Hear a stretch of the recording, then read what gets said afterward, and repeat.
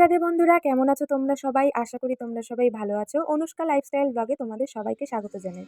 তো দেখো, দিন খুব তাড়াতাড়ি কাছে চলে এসছে, তাই হলুদ আর সিঁদুর মাখিয়ে নিচ্ছি কার্ডগুলোর উপরে। কারণ মা আর বাপি দুজনে মিলে তারা নিমন্ত্রণ করতে চলে যাবে। তো দেখো, সকাল সকাল বেরিয়ে পড়েছে নিমন্ত্রণ করতে। তো আমি আর দিদি আজকে বাড়িতে একাই, তাই ভাবলাম যে দুজনে মিলে সকাল সকাল একটু চা আর একটু ব্রেড করে সেঁকে নেব। তো সেটাই খাবো আমরা দুজনে মিলে একসাথে।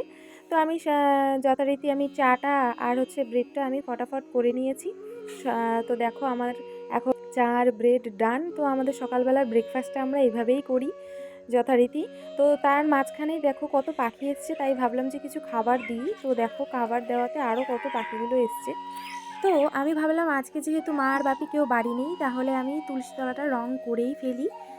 তো সেই কাজ করতেই আমি ব্যস্ত হয়ে পড়লাম। আর এরই পাশাপাশি দিদি রান্নার জন্য কিছু সবজি কেটে নিয়েছে, কারণ কি মা আর বাপির আস্তে আস্তে প্রায় দুপুর বা বিকেল হয়ে যাবে। তো তোমরা ভিডিওটা দেখতে থাকো, আশা করি তোমাদের সবার ভালো লাগবে। আর যারা আমার চ্যানেলে নতুন আছো, প্লিজ তারা সাবস্ক্রাইব করে পাশে থাকা বেল আইকনটি ক্লিক করে দিও। তো এরই মাঝখানে আমাদের ছুটকি এসে বলছে যে দিদি আমিও কাজ করব, কিন্তু কাজ করার থেকে দুষ্টুমিটা বেশি হচ্ছে। তো তোমরা দেখো, এই দেখো দুষ্টুমি চালু, এদের দুষ্টুমি চলতেই থাকবে দেখো। তো এবার পাশ দিয়ে আমি ভাইকে বললাম, ভাই রংটা একটুখানি দে তো, এই আনাচে কানাচে জায়গাগুলো ঠিক করে দিই। তো এরই মাঝখানে আমার দিদি কিছু ড্রাই ফ্রুটস এনে ওদেরকে দেয়, আর ওদের খাওয়ার রিয়াকশনটা জাস্ট দেখো।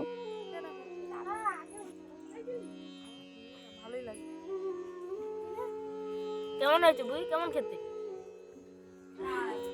একটু হাই করে দাও। তো ওদের দুষ্টুমি চলতেই থাকবে। আর এর মাঝখানে আমার কাজটাও প্রায় সম্পূর্ণ হয়ে এসছে। তো সকালবেলা যে পুজো দেওয়া হয়েছিল গোপাল সোনাদের, সেই প্রসাদই ওরা খাচ্ছে সবাই মিলে একসাথে।